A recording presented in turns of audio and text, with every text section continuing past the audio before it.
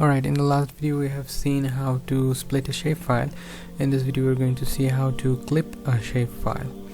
Okay, so to clip the shapefile you must first need to have different shapefiles of the part that you want to clip.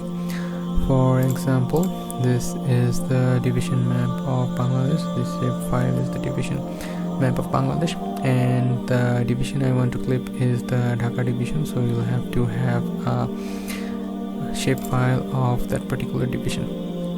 Okay, so now we're going to clip it.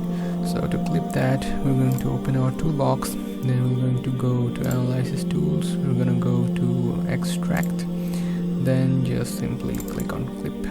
Now input features. So first you have to input the feature that you want to clip. So I'm going to take Dhaka.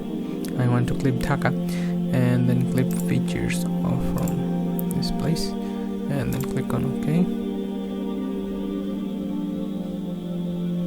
Okay, so this is the clip of Dhaka. Let me change the color so that you can understand a little bit better. Here, this is the clip of Dhaka.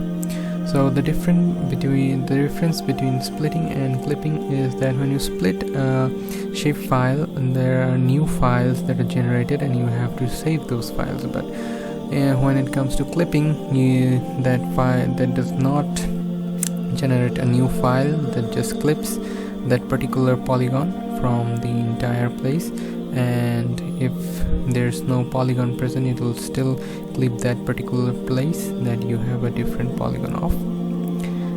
So that's the difference between clipping and splitting. So I hope that helped. Thank you very much for watching.